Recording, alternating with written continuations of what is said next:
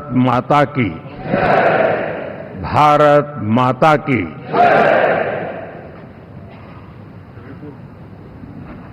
मैं सबसे पहले तो इस सभागृह में उपस्थित एनडीए घटक दलों के सभी नेतागण, नवनिर्वाचित सभी सांसदगण और हमारे राज्यसभा के भी सांसदगण, आप सबका हृदय से बहुत बहुत आभार व्यक्त करता हूं।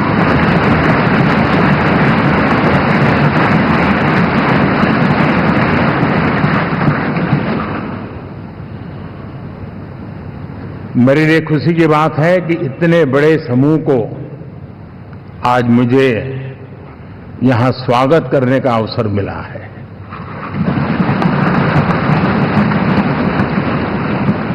जो साथी विजयी होकर के आए हैं वे सभी अभिनंदन के अधिकारी हैं, लेकिन जिन लाखों कार्यकर्ताओं ने दिन रात परिश्रम किया है, न उन्होंने दिन देखा न रात देखी, और इतनी भयंकर गर्मी में हर दल के कार्यकर्ता ने जो पुरुषार्थ किया है, परिश्रम किया है, मैं आज संविधान सदन के इस सेंट्रल हॉल से सर झुका करके उनको प्रणाम करता हूं।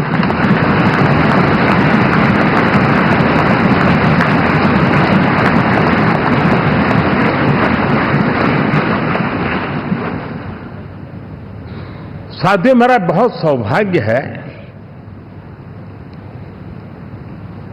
कि एनडीए के नेता के रूप में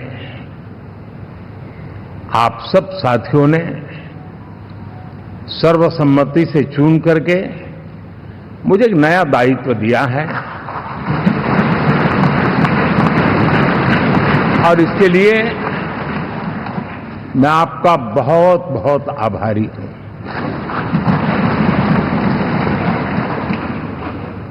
व्यक्तिगत जीवन में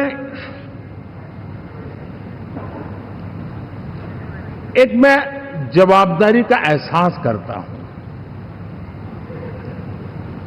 जब 2019 में इस सदन में मैं बोल रहा था, आप सबने मुझे नेता के रूप में चुना था, और तब मैंने एक बात पर बल दिया था, विश्वास। आज जब आप मुझे फिर से एक बार ये दायित्व देते हैं, इसका मतलब है कि हम दोनों के बीच, हम आपस में विश्वास का सेतु इतना मजबूत है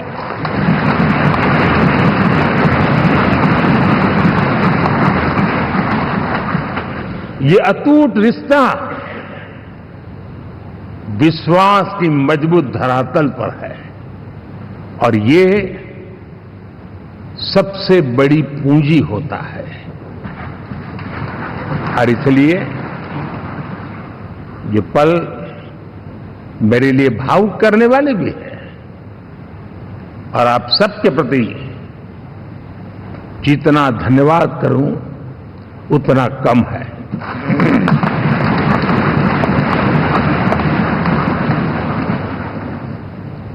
साथियों,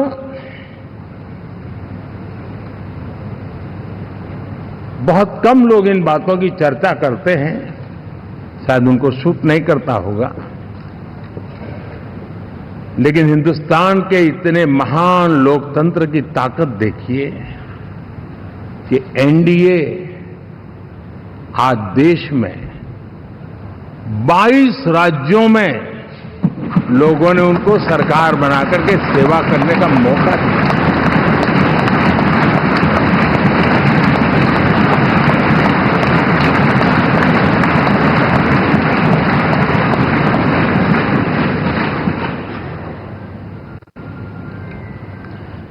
हमारा ये अलायंस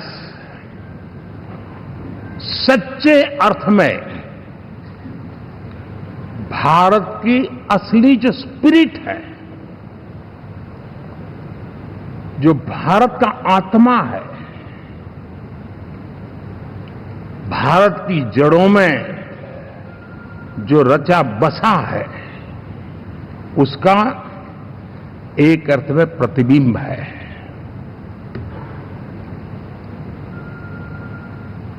और मैं इसलिए कह रहा हूं कि थोड़ी नजर करें, हमारे देश में 10 ऐसे राज्य जहां हमारे आदिवासी बंधुओं की संख्या प्रभावी रूप से है, निर्णायक रूप से है, जहां इस आबादी आदिवासियों की ज्यादा है, ऐसे 10 राज्यों में से 7 राज्यों में एनडीए सेवा कर रहा है।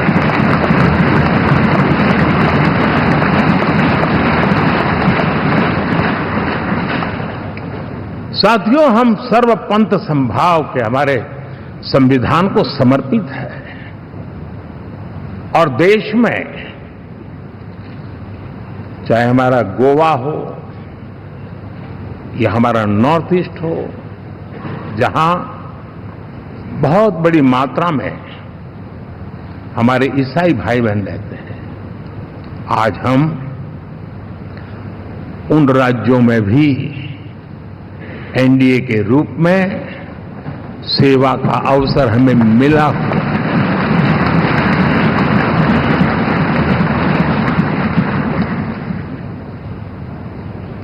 साथियों,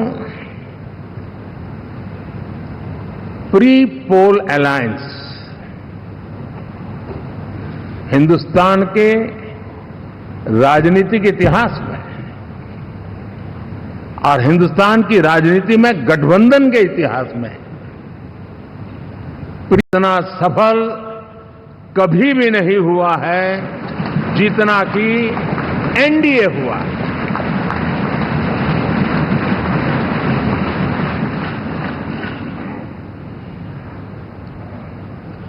और ये गठबंधन का विजय,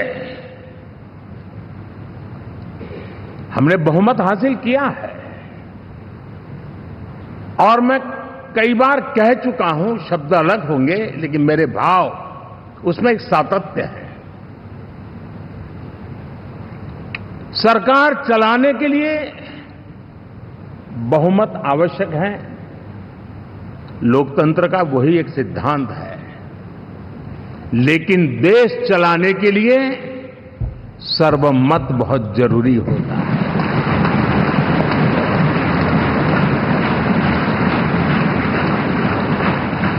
और मैं आज देशवासियों को यहां से विश्वास दिलाना चाहता हूं कि आपने जिस प्रकार से हमें बहुमत देकर के सरकार चलाने का सौभाग्य दिया है, ये हम सबका दायित्व है कि हम सर्वमत का निरंतर प्रयास करेंगे और देश को आगे ले जाने के लिए हम कोई कोर कसर नहीं छोड़ेंगे।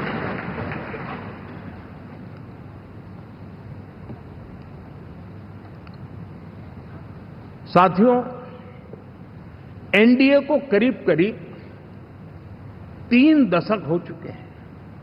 यानी आजादी के 75 साल में 3 दशक एनडीए, ये सामान्य घटना नहीं है जी। विविधता से भरे हुए अपनी लोकतांत्रिक और सामाजिक रचना के बीच में ये 3 दशक की यात्रा एक बहुत बड़ी मजबूती का संदेश देती है। और मैं आज बड़े गर्व के साथ कहता हूं कि किसी एक समय वो था कि संगठन के कार्यकर्ता के रूप में इस अलायंस का हिस्सा था, व्यवस्थाओं से जुड़ा रहता था और आज सदन में बैठ करके आपके साथ काम करते करते मेरा भी नाता इससे 30 साल का रहा है। और मैं कह सकता हूं, हकीकतों के तथ्यों के आधार पर कह सकता हूं, ये सबसे सफल अलायंस है।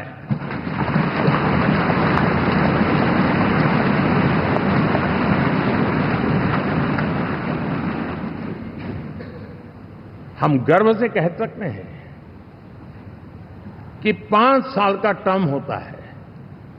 इस अलायंस ने 30 साल में से 5-5 साल के 3 टर्म सफलतापूर्वक पार किए हैं और अलायंस चौथे टर्म में एंटर कर रहा है।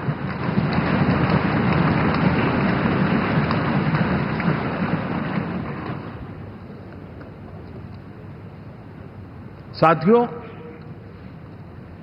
इस बात को जो राजनीति के विशेषज्ञ हैं, अगर मुक्त मन से, मुक्त मन शब्द बहुत महत्व का है, वे सोचेंगे तो पाएंगे कि एनडीए ये सत्ता प्राप्त करने का या सरकार चलाने का कुछ दलों का जमावड़ा नहीं है। ये राष्ट्र प्रथम की मूल भावना से नेशन फर्स्ट के प्रति कमिटेड वैसा ये समूह है। और 30 साल का लंबा कालखंड शुरू में शायद असेंबल हुआ होगा, लेकिन आज मैं कह सकता हूं कि भारत के राजनीतिक व्यवस्था में एक ऑर्गेनिक अलायंस है।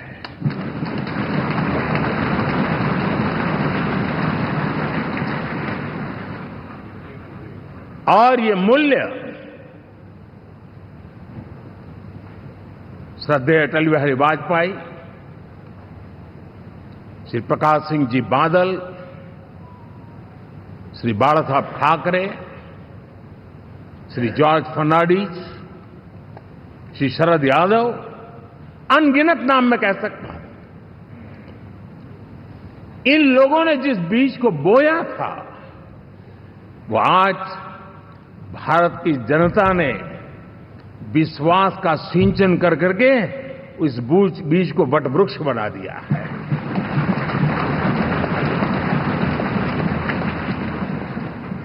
और हम सबके पास ऐसे महान नेताओं की विरासत है और हमें इसका गर्व है। बीते 10 वर्षों में हमने एनडीए की उसी विरासत, उसी मूल्यों को लेकर के निरंतर आगे बढ़ने का और देश को आगे बढ़ाने का प्रयास किया है। जैसे मैंने कहा, मुक्त मन से राजनीति के विश्लेषक अगर विश्लेषण करेंगे तो देखेंगे कि एनडीए का जो लोग दिखते हैं ना, उसमें एक कॉमन चीज नजर आती है और वो है गुड गवर्नेंस। इन सब ने अपने अपने समय में, अपने अपने कार्यकाल में जब जब जहां सेवा करने का मौका मिला है, गुड गवर्नेंस इस देश को दिया है। और इस प्रकार से एनडीए एक प्रकार से,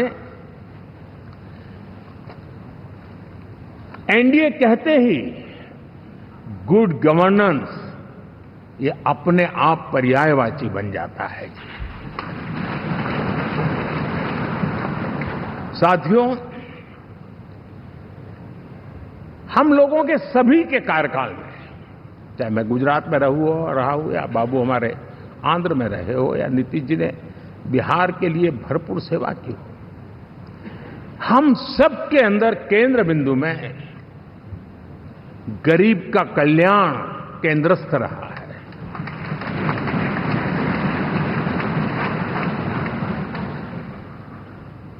और देश ने एनडीए के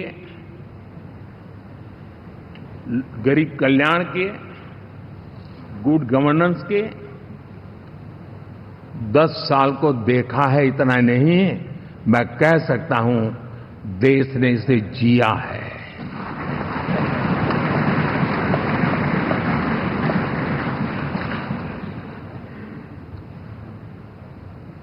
जनता जनार्दन ने सरकार क्या होती है, सरकार क्यों होती है, सरकार किसके लिए होती है, सरकार कैसे काम करती है, इसको पहली बार अनुभव किया है। वरना जनता और सरकारों के बीच में एक खाई की व्यवस्था ही बनी हुई थी। हमने उसको पाट दिया है। हमने सबका प्रयास का मंत्र देश को नई ऊंचाई पर ले जाने के लिए चरितार्थ करके देखा है। साथियों, एनडीए सरकार में हम अगले 10 साल में, मैं बहुत जिम्मेवारी के साथ कह रहा हूं, अगले 10 साल में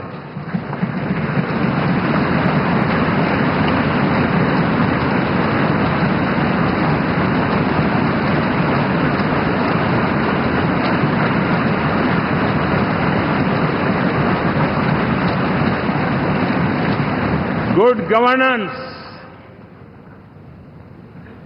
विकास,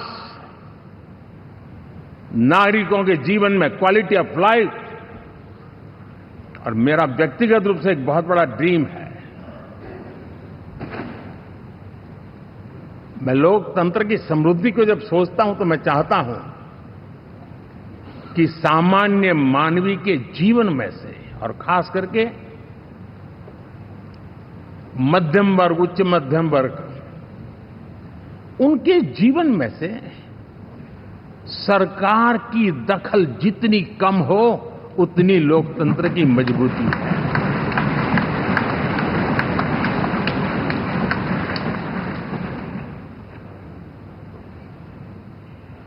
और आज के टेक्नोलॉजी के युग में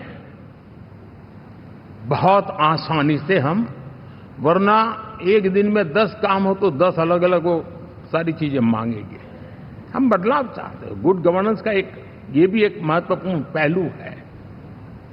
लेकिन हम विकास का नया अध्याय लिखेंगे, गुड गवर्नेंस का नया अध्याय लिखेंगे, जनता जनार्दन की भागीदारी का नया अध्याय लिखेंगे, और सब मिलकर के विकसित भारत के सपने को साकार करके रहेंगे।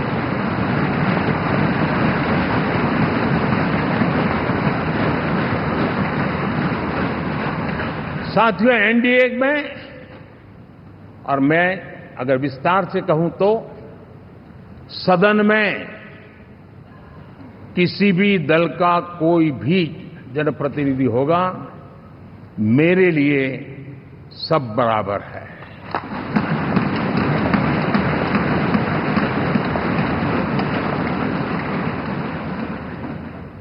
जब मैं सबका प्रयास की बात करता हूं तो मैं सदन में भी, चाहे वो लोकसभा हो या राज्यसभा हो, हमारे लिए सब बराबर है।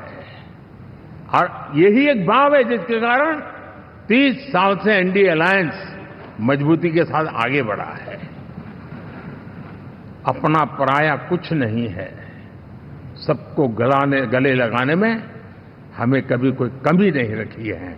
उसी का परिणाम है कि जनता का विश्वास भी जीत पाते हैं। साथियों,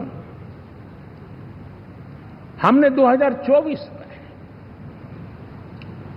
जिस टीम भावना से काम किया है और ग्रासरूट लेवल पे किया है, सिर्फ फोटो ऑप करना, नेता मिलकर के हाथ हिलाएं और फिर तुम्हारे रास्ते में मेरे रास्ते, ऐसा नहीं।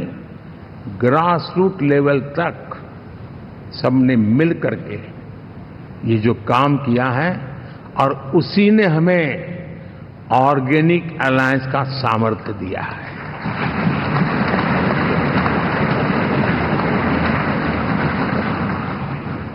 एक दूसरे का सहयोग किया है।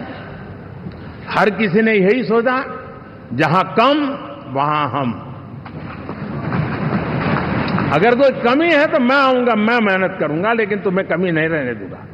जहां कम वहां हम, ये हर कार्यकर्ता ने जी करके दिखाया है, और तभी तो जीत आती है। साथियों, कभी कभी मैं कह सकता हूं कि हमारा 10 साल का अनुभव है, भारत के हर क्षेत्र का और भारत के हर नागरिक का जो एस्पिरेशंस हैं,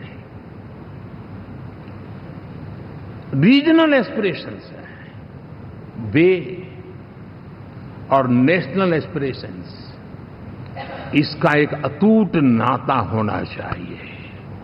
इसके बीच में हवा तक गुजर न सके, इतना जुड़ाव होना चाहिए, तब देश आगे बढ़ता है।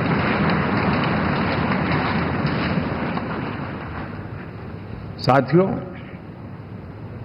इस चुनाव में मैं कुछ उल्लेख जरूर करना चाहूंगा जो मेरी नजरिए से मैंने देखा है। दक्षिण भारत में एनडीए ने एक नई राजनीति की नींव मजबूत की है।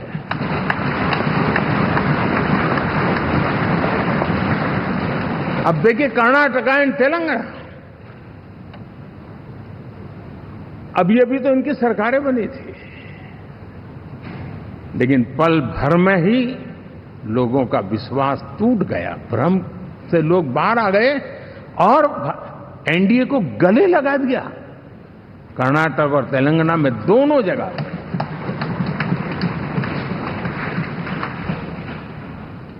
साथियों, तमिलनाडु, मैं तमिलनाडु की टीम को भी बधाई देना चाहूंगा,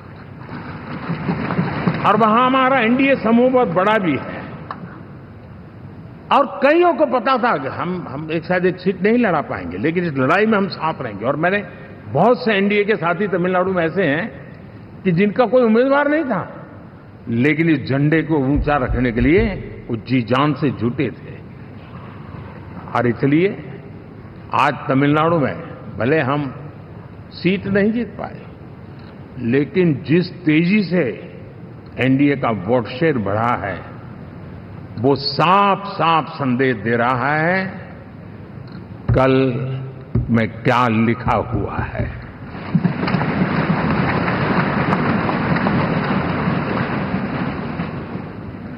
साथियों, पुडुचेरी हो, केरला,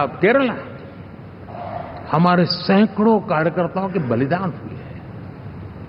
यूडीएफ हो या एलडीएफ हो, शायद हिंदुस्तान के राजनीतिक जीवन में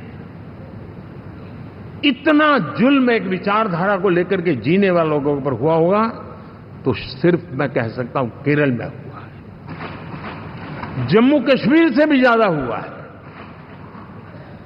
उसके बावजूद भी सामने कहीं विजय नजर नहीं आता था। उन्होंने परिश्रम की पराकाष्ठा में कभी पीछे नहीं रहे, पीढ़ियां खपा दी। और आज पहली बार संसद में केरल से हमारा प्रतिनिधि बन के आया।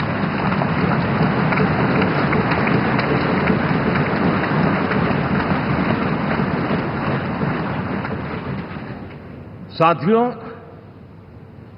अरुणाचल में हमने लगातार हमारी सरकार बनती रही है और भारी समर्थन से बनती है। सिक्किम में भी हमारे एनडीए की सरकार करीब करीब क्लीन स्वीप के साथ, अरुणाचल क्लीन स्वीप। आंध्र, मैं अबू बाबू को पूछ रहा था, बोले हिस्टोरिकली ये सबसे हाईएस्ट विक्ट्री है।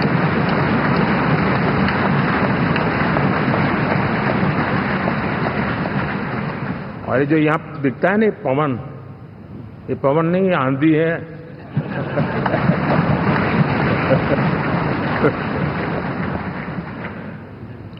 आंध्र ने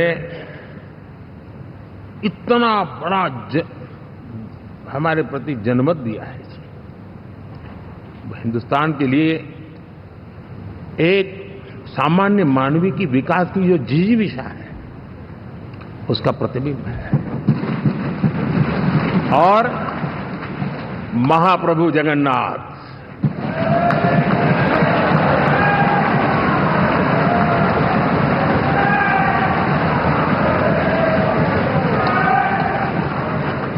और मैंने अनुभव किया हमेशा।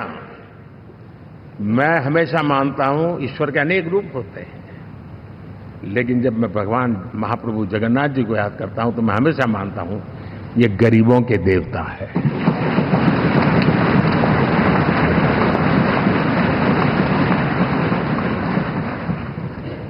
और वहां जो क्रांति रूप परिणाम आया है, मैं इसे एक रिवॉल्यूशन देख रहा हूं।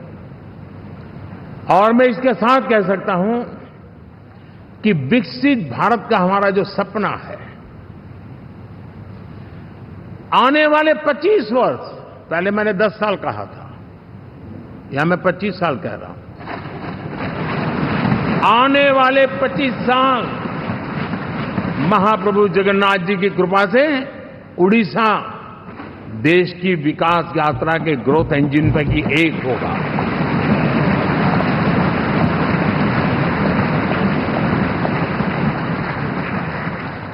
साथियों, हम लोग जब 4 जून के नतीजे चल रहे थे, मैं तो अपने काम में कुछ व्यस्त था, बाद में फोन आना शुरू हो गए। तो मैंने किसी को पूछा, यार ये तो ठीक है आंकड़े वांकड़े, तो मुझे ये बताओ कि ईवीएम जिंदा है कि मर गया?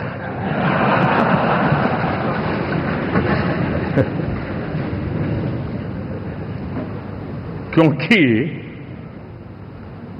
ये लोग तय करके बैठे थे कि भारत के लोकतंत्र और लोकतंत्र की प्रक्रिया के प्रति विश्वास ही लोगों का उठ जाए, और लगातार ईवीएम को गाली देना। और मुझे तो लगता था कि शायद इस बार वो ईवीएम की अर्थी का जुलूस निकालेंगे, लेकिन 4 जून शाम आते आते उनको ताले लग गए, ईवीएम ने उनको चुप कर दिया। ये ताकत है भारत के लोकतंत्र की, ये ताकत है भारत की निष्पक्षता की, ये भारत की ताकत है भारत के चुनावी तंत्र की, चुनाव आयोग की। और मैं मानता हूं कि ये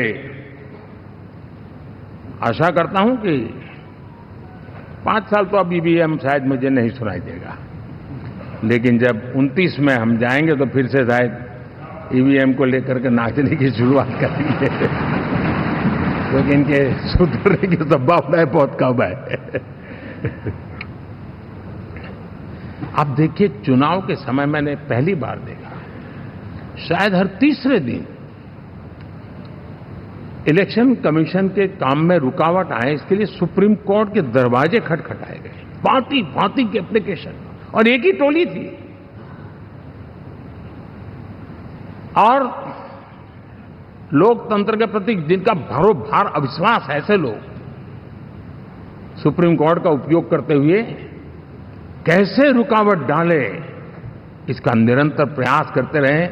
और चुनाव आयोग की ताकत का एक बड़ा हिस्सा अदालतों में, इस पीक अवर्स में, चुनाव के पीक अवर्स में,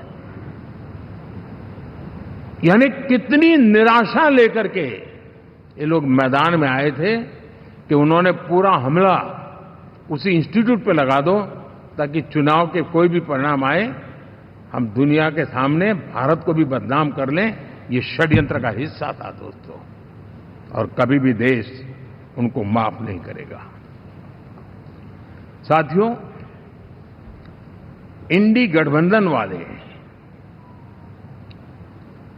जब ईवीएम का विरोध करते हैं तो मैं सिर्फ एक चुनाव के रूप में नहीं देख रहा। मैं मानता हूं ये लोग मन से पिछली शताब्दी के सोच वाले लोग हैं।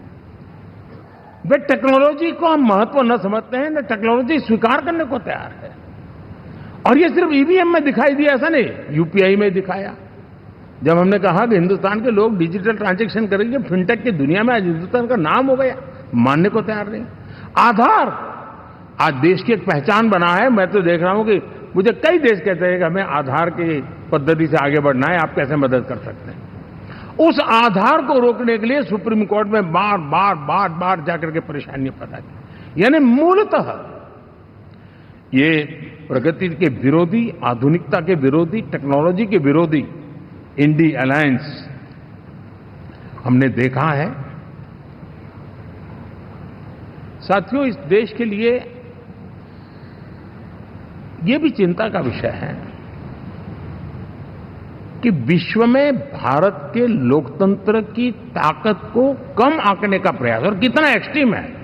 मैं दुनिया में ढोल पीट रहा हूं कि हम मदर ऑफ डेमोक्रेसी है, और ये दुनिया में जाकर के बता रहे नहीं हमारे देश में तो डेमोक्रेसी जैसा कुछ नहीं, कि वो मोदी बैठ गया है, वो एक चाय बेचने वाला यहां पहुंच कैसे गया, कुछ तो गड़बड़ की होगी। ये जो इनकी मनस्थिति है जी, भारत के नागरिकों को चुनाव प्रक्रिया के प्रति अविश्वास पैदा करने का जो उनका षड्यंत्र है, मैं मानता हूं कि अब दुनिया भी भारत के लोकतंत्र की विविधता, विशालता, व्यापकता, गहनता, इन सबको भी जानने समझने के लिए आकर्षित होगी। ऐसे इस चुनाव के नतीजे में देख रहा हूं। साथियों, जब 1 तारीख को मतदान पूरा हुआ और 4 तारीख को काउंटिंग, इस बीच की चीजों को आप देखिए। योजनाबद्ध तरीके से देश को हिंसा की आग में झोंकने का बयान दिए जाते थे। यहां इकट्ठे होना, यहां पहुंचना, यहां करना। कुछ लोग इस चीज को गंभीर नहीं लेते हैं, लेकिन ये बहुत गंभीर है। आप भारत के लोकतंत्र को, पहले उसकी व्यवस्था को अनादर करते हो, अब परिणाम आने से पहले एक ऐसा माहौल बना दो कि बस आग लगा देंगे। हर प्रकार से उन शब्दों का अर्थ यही निकलता है कि उन्होंने देश को उस दिशा में ले जाने का प्रयास किया था। लगातार देश को गुमराह करने का प्रयास किया गया, देश के लोगों को बांटने का प्रयास किया। अरे, चुनाव एक ऐसा लोकोत्सव होता है कि ज्यादा से ज्यादा लोगों को हम जोड़े, तोड़ने के लिए नहीं होता है। लेकिन हर प्रकार से कोशिश यही की गई। साथियों, मैं मानता हूं कि 2024 के लोकसभा के चुनाव के जो नतीजे हैं, हर पैरामीटर से देखेंगे, दुनिया ये मानती है और मानेगी कि ये एनडीए का महाविजय है।